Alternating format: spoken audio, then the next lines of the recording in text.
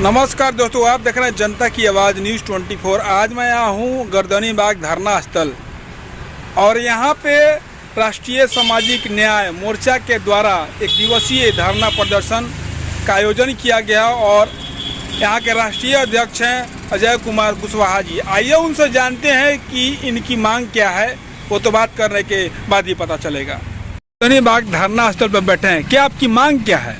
मांग ये है कि हाई कोर्ट द्वारा जो आरक्षण निरस्त किया गया जी, यह क्यों हुआ? यह नहीं होना चाहिए। अगर करना था निरस्त तो आप चुनाव का घोषणा जैसे हुआ उसी समय कर देते। कोई उम्मीदवार या सरकार का पैसा तो खर्चा नहीं होता। और सरकार दोषी इसलिए है कि अभी तक क्यों नहीं संयुक्त विधान परिषद और विधानसभा का अध्यक्ष बैठक बुलाकर प्रस्ताव पारित कर चुनाव आयोग और हाई कोर्ट सुप्रीम कोर्ट को सूचित कर रहे हैं। अगर आपने आरक्षण दिया तो इसको दिल से दीजिए।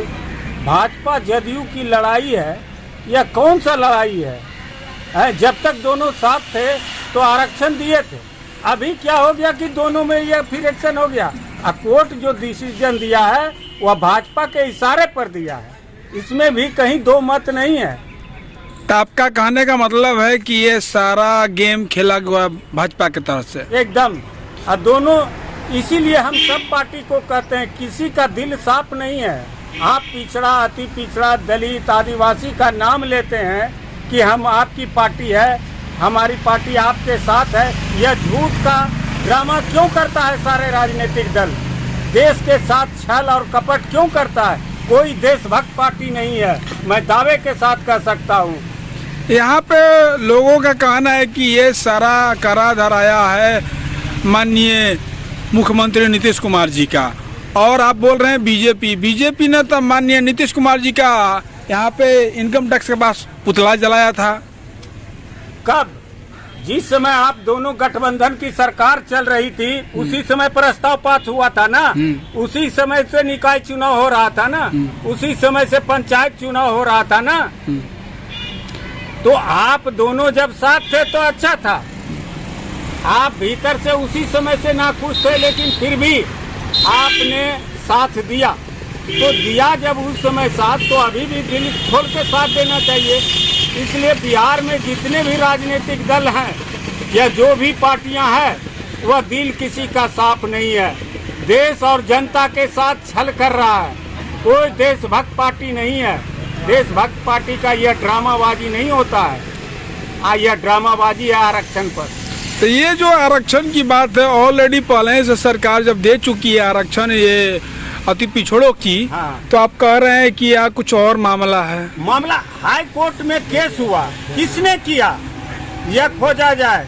जजमेंट कैसे हुआ? बिना भाजपा के दबाव में नहीं हुआ है। लोअर कोर्ट तो छोड़िए, हाई कोर्ट और सुप्रीम कोर्ट भाजपा के अधीन है। उसके इशारे पर जजमेंट हो रहा है।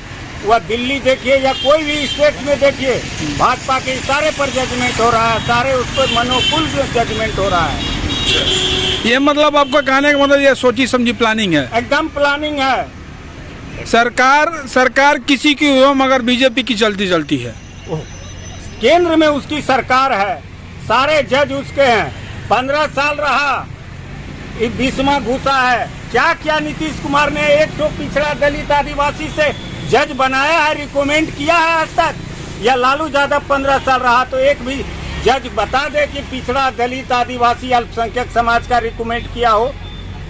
ये सब ढोंग है सारे राजनीतिक दलों का। कोई राजनीतिक दल देशभक्त नहीं है, अपने स्वार्थ में गद्दी और कुर्सी के लिए है।